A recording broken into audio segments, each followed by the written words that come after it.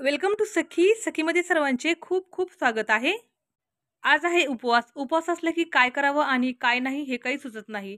आयत्या वेळेला कुणी पाहुणे वगैरे येतात त्यावेळेला साबुदाणाही भिजलेला नसतो आणि खरंच काही सुचत नाही पटकन काय करावं. अशाच अडचणीसाठी आजची ही थाळी मी बनवली आहे. अगदी 5 ते 10 मिनिटामध्ये ही थाळी बनवून तयार होते. मस्तपैकी खोबरं शेंगदाण्याची आमटी केली आहे आणि सोबतच थोडेसे चिप्स तळून घेतले आहेत आणि मस्तपैकी भगरेचा भात केला आहे. पण खायला ही डिश खूप खूप टेस्टी लागते. खूप जास्त वेळही लागत नाही आणि मस्त जो उपवासाचा फराळ आहे तो छानपैकी मस्त होऊन जातो. साबुदाण्याच्या खिचडीपेक्षा तर नक्कीच हा पर्याय अतिशय मला तरी बेटर वाटतो. कारण कमी वेळेत होतो आणि खायला पण खूप टेस्टी असा लागतो. चला तर मग याची रेसिपी जरा डिटेलमध्ये पाहूयात. या ठिकाणी मी मूठभर शेंगदाणे घेतले आहेत आणि अर्धी वाटी खोबरं घेतलं आहे. हे ओलं खोबरं आहे. ओलं किंवा सुकं कोणतंही खोबरं आपण टाकू शकतो. 3 ते 4 हिरव्या मिरच्या घेतल्या आहेत. हे सगळं आपल्याला मिक्सरमध्ये छानपैकी वाटून घ्यायचं आहे. कढईमध्ये तेल गरम करण्यासाठी ठेवलं आहे आणि आपण जे वाळवणामध्ये चिप्स करतो ते जे चिप्स आहेत ते थोडेसे तळून घेत आहे. अ, भातासोबत आणि आमटीसोबत हे चिप्स खायला जरा टेस्टी लागतात. चला तर मग आता आमटीला फोडणी देऊन घेऊयात. मिक्सरमध्ये अतिशय बारीक असं हे मिश्रण मी वाटून घेतलं आहे. जाडसर वाटायचं नाही, मिश्रण जरा बारीक वाटून घ्यायचं आहे. त्यानंतर तेलामध्ये मी थोडेसे जिरे टाकले आहेत, अर्धा किंवा 1 चमचाभर एवढे आणि लगेचच यामध्ये तयार केलेले जे वाटण आहे ते टाकून दिलेलं आहे. आमटीचा घट्टसर किंवा पातळपणा तुम्हाला जसा हवा तसा ठेवायचा आहे. वरून चवीनुसार थोडेसे मीठ टाकायचे आहे. गॅसची फ्लेम मी थोडीशी हाय ठेवली आहे. मिक्सरचं जे भांडं आहे ते धुवून थोडंसं आणखीन एक्स्ट्राचं पाणीही मी यामध्ये ॲड केलं आहे. ही सर्व प्रोसेस करत असताना गॅसची जी फ्लेम आहे ती मीडियम ठेवली होती. आमटी आपण क्वांटिटीमध्ये जरा थोडीशी कमीच करतो म्हणून आमटी पटकन अशी उकळी जाते. एकदा मस्तपैकी या आमटीला हलवून घ्यायचं आहे आणि खोबरं आणि शेंगदाणे दोन्ही जर मिक्स केलं तर आमटीची टेस्ट जी आहे ती जरा वाढली जाते. आमटी खायला खूप खूप टेस्टी अशी लागते.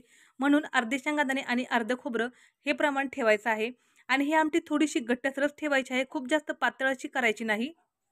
आणि वाटण करतो त्यावेळेला वाटण करताना वाटण हे खूप बारीक करून घ्यायचं. अगदी ओबड-दोबड असं वाटायचं नाही. त्याने आमटी म्हणजे पाणी एकीकडे आणि चोथा एकीकडे असं होतं. त्यामुळे अगदी फाईन आमटी केली वाटण केलं की आमटी अतिशय सुंदर आणि खूप छान अशी होते. साधारणपणे 3 ते 4 मिनिट मी ही आमटी खूप मस्त अशी लो फ्लेमवरती उकळून घेतली आहे. नंतर मी फ्लेम जी आहे ती लो केली होती. फोडणी देईपर्यंत आणि उकळी येईपर्यंतच मी फक्त थोडीशी मीडियम फ्लेम ठेवली होती आणि नंतर लो फ्लेमवरती 5 मिनिट ही आमटी छान उकळून घेतली आहे. आता गॅस बंद केला आहे आणि वरून थोडीशी कोथिंबीर ॲड केली आहे. मध्ये-मध्ये माझ्याकडे लाईट जाण्याचा थोडासा प्रॉब्लेम झाला आहे. आमटीला आता कलरही थोडासा हलकासा कलर छान आला आहे. आमटीला थोडासा हलकासा हिरवा कलर येण्यासाठी जेव्हा आपण वाटण करतो, तेव्हा त्यामध्ये 1 ते 2 काड्या कोथिंबिरीच्या घालायच्या आहेत. आता आपली आमटी तयार आहे. आमटी टेस्टला खूप छान झाली आहे. आमटीचा वासही खूप छान येत आहे. चला तर मग आता भात बनवून घेऊयात भगरीचा. अ, सकाळी-सकाळी याच कढईमध्ये मी साबुदाण्याची खिचडी केली होती. ती कढई आता तशीच आहे. आमटी जरा थोडीशी सेट व्हायला ठेवली आहे. साधारणपणे 5 मिनिट मी ही भगर किंवा जी वरई आहे ती धुवून साईडला ठेवली होती. वरई खूप छान भिजली गेली आहे. अगदी आपल्या बोटाला चटका बसेल एवढं हे पाणी गरम करायचं आहे आणि दुसऱ्या भांड्यामध्ये ओतून घ्यायचं आहे. या ठिकाणी मी 250 ग्रॅम भगर घेतली आहे. वाटीने मोजून ती 1 वाटी भगर आहे आणि या ठिकाणी मी 1.5 वाटी पाणी गरम करण्यासाठी ठेवलं होतं.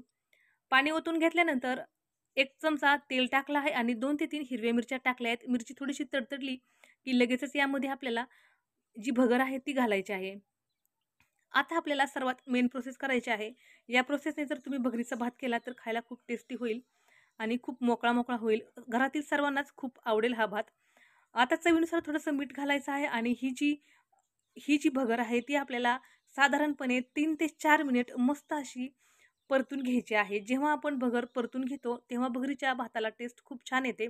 अतिशय मोकळा, सळसळीत, मऊसर असा हा भात होतो.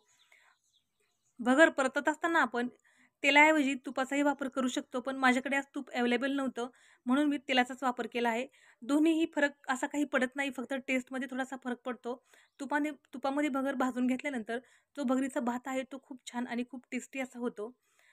3 ते 4 मिनिट आपल्याला ही भगर मस्त अशी परतून घ्यायची आहे. भगरीमध्ये हलकंसं पाणी राहतं, त्यामुळे भगरही परतायला खूप जास्त असा वेळ असा जात नाही किंवा खूप असा चिपचिप भगर होत नाही. अगदी मोकळी सळसळीत अशी भगर होते. भगर थोडीशी मोकळी सळसळ व्हायला लागली, की आपण समजून जायचं, की आपण जी भगर आहे, ती व्यवस्थित अशी परतली गेली आहे. त्याच भांड्यामध्ये थोडे थोडे गरम पाणी ॲड करून सर्व जे पाणी आपण गरम करून ठेवलं होतं, ते सर्व पाणी या भगरीच्या भातामध्ये घालायचे आहे. तर साधारणपणे या ठिकाणी मी 1 वाटी म्हणजेच 250 ग्रॅम भगर घेतली आहे आणि त्यासाठी मी या ठिकाणी 1.5 वाटी पाणी गरम करून घेतले होते. सर्व पाणी ॲड करायचे आहे, पण एका वेळेला सर्व पाणी ॲड करायचे नाही, तर थोडे-थोडे करून पाणी आपल्याला ॲड करायचे आहे. आपण भगर परतून घेतली होती, त्यामुळे ती भगर आणि परतताना भगर ओली होती, म्हणून ती एकमेकाला थोडीशी चिकटली जाते. म्हणून थोडे-थोडे पाणी ॲड करायचे आणि मगच छानपैकी एकदा हलवून घ्यायचं आणि मग थोडं-थोडं करून सर्व पाणी आपल्याला यामध्ये टाकायचं आहे.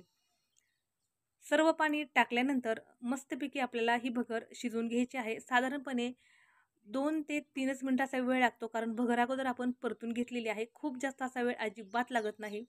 अगदी 10च मिनिटामध्ये आपली ही पूर्ण डिश बनून तयार होते आणि खायला तर खूप टेस्टी अशी लागते.